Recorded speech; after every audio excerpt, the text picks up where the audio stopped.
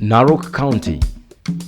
His Excellency Governor Samuel Tunai's leadership has transformed Narok County. In education.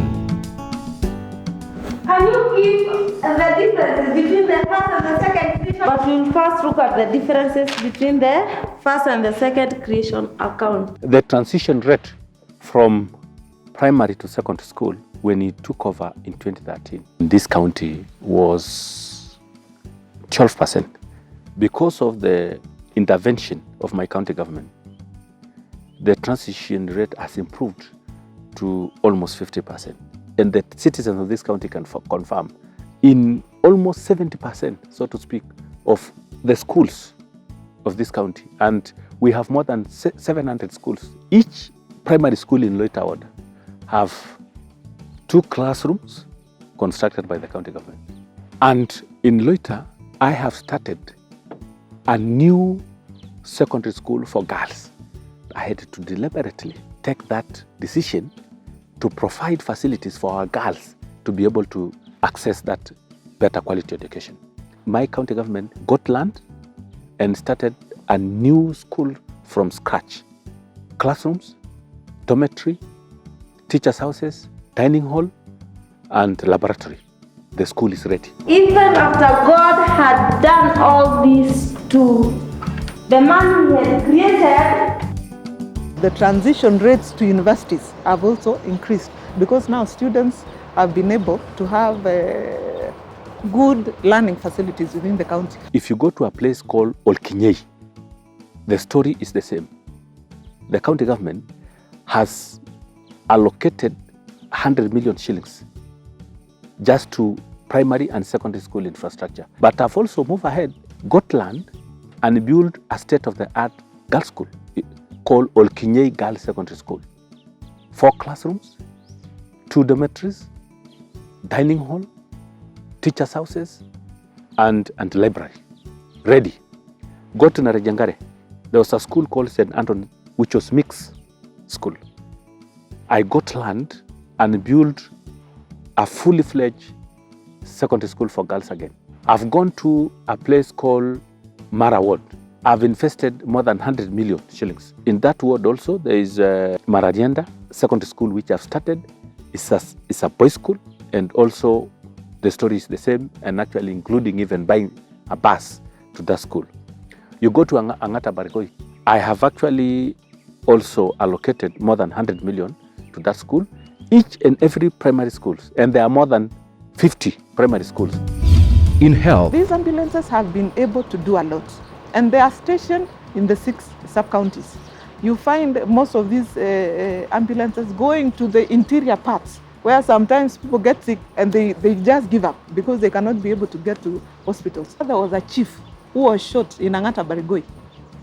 He was shot by thugs, and if were it not for the ambulances that we had procured in the county, that man would have died. But when the ambulance got there, in no time, in about 20 minutes, these guys, they were able to do blood transfusion inside that ambulance. By the time he got to the hospital, in fact, the doctors were surprised that that guy was alive, really. But because of this ambulance, he was able to save his life. When he took over and the records are clear, the healthcare status at that time was actually deplorable.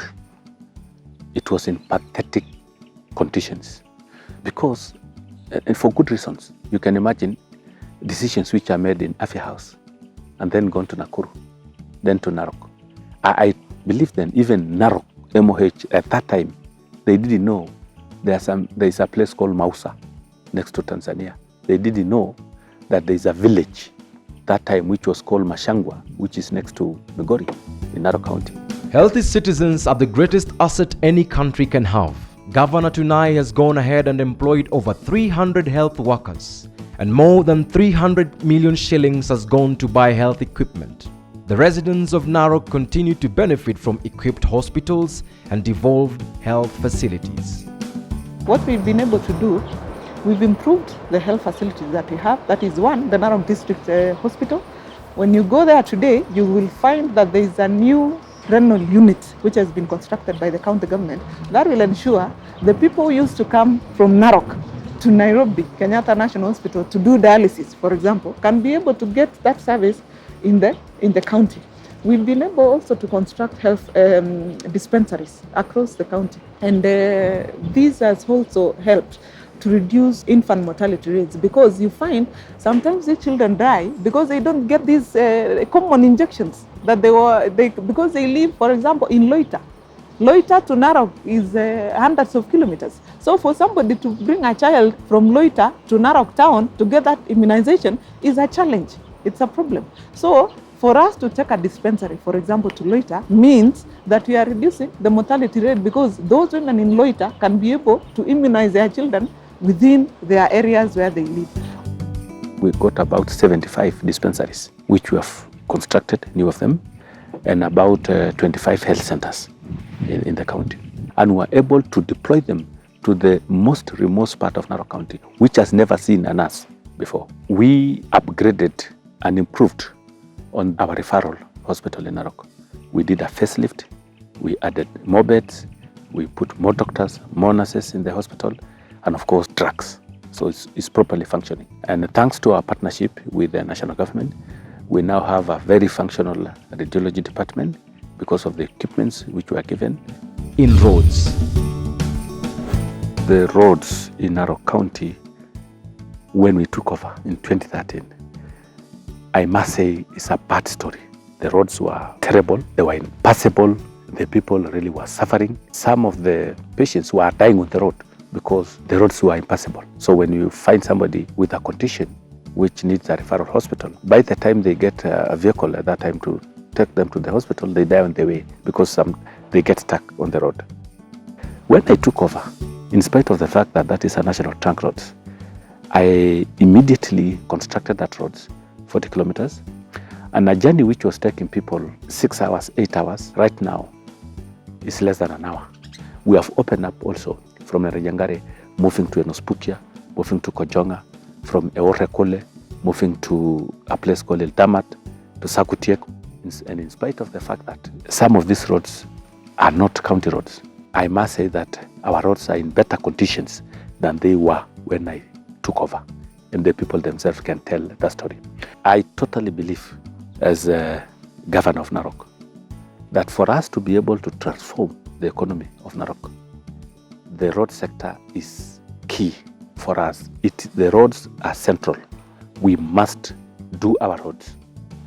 Places like also Sogo, you see the road from Ololonga to Sogo to Sagamian, the road was actually in pathetic conditions. The same story from Mulot to Sagamian. The same thing to the road from Ololonga to Mekenyo. I must also take this opportunity to thank His Excellency the President, Uhuru Kenyatta, because the main road from Narok to Sekenani Gate, which is the main entry to the Masai Game Reserve, this road has been neglected by the previous regime. Kulikuwa na njia ingine hapa. Hiyo njia ilikuwa mbovu sana. Hii ya kuenda Ngaramram. Unajua mimi ni mlio siwezi tamuka mzuri. Ngairamram. Sasa hiyo njia napelekanga chakula Ngareta. Kutoka kwa hii shule kuenda huko. Hiyo njia ilikuwa mbovu sana, hata nilikuwa nimeanza kulalamika ongeza mshahara. Mwenyewe hata lakini njia imelimwa, imewekwa maram, njia iko sawa. Na pepe yanga ni kama naenda kusima moto mahali. In electricity,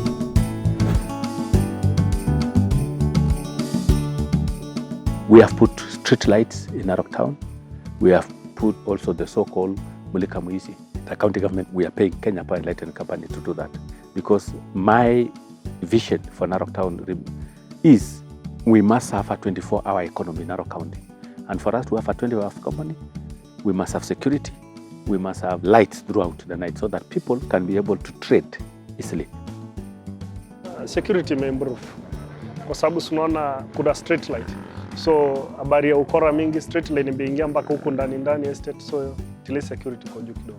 Hii njia ungeshuka hapa Kiza uende hivi. Sasa hii unaweza shuka hapa unatembea mpaka huko. Kuna mahali kunaitwa Mastonia, unataa mpaka inamulika huko. Nilikuwa natumia simu, saa zingine imeisha moto, napikia kwa Kiza, saa zingine wananiambia mandazi ni mbiji. Yenyewe walileta hizi taa. Hata mimi nikafurahia. in water and sanitation. Kuna place naita Mokuru, tulikuwa tunaenda tunachota maji na ni mbali sana. But wakati tulipata hii mradi tulisaidika sana. Kwangu nilisaidika kwa manufaa yangu kwa sababu unajua hatuna manyumba yetu, ni kukomboa, hapo inakusaidia. Tena wananchi wakafurahi sana, ng'ombe zetu na wamama wote. Tumekaa miaka mingi bila maji, huwa tukiteseka, lakini vile ile mradi ilikuja na Tunai akaingilia, tukapata maji, tukafurahi sana. Kwa Tunai naweza sema amefanya jambo la maana. Juu wakati sasa hakukuwa na hii maji ya kioski, tulikuwa tunateseka sana. Lakini sasa tangu walete hii maji, hata sisi watu wa biashara at least tunapata kazi vizuri. Juu hata kwa kioski hata hatukuti laini, juu maji naye ni mingi. In tourism, we did employ 307 rangers because Masai Mara Game Reserve is the jewel in the crown of Masai, of Kenya's tourism. As a county government, as a governor, with a background of conservation, this great resource, the Masai Mara Game Reserve, must be protected and conserved at all costs for present and future generation, for prosperity. over the last decade, Narok County has risen to become a cosmopolitan town where Kenyans of all walks of life and tribe have found home in this beautiful county. Governor Tunai has been on the forefront, championing coexistence and equality among all the tribes living in Narok. If you remember, some people who demonstrated because they were saying, Tunai is employing a Kalenjin, Tunai is employing a Kikuyu. I've made sure that in my county, in my leadership, the Maasais are employed, the Kalenjin are employed, the Kikuyu are employed, the Kisii are employed. All the tribes which are in Narok County have at least a representation in terms of employment in my government.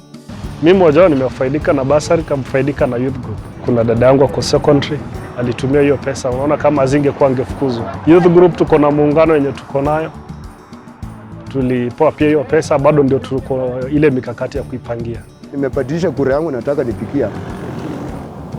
Kuna siku nitaenda ni ati napikianga Westland kila siku. Nitapikia hapa Narok. Nimebadilisha. Niko hapa.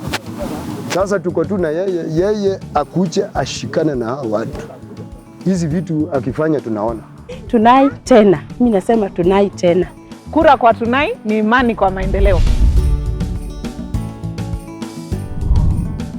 Kura kwa Tunai ni imani kwa maendeleo.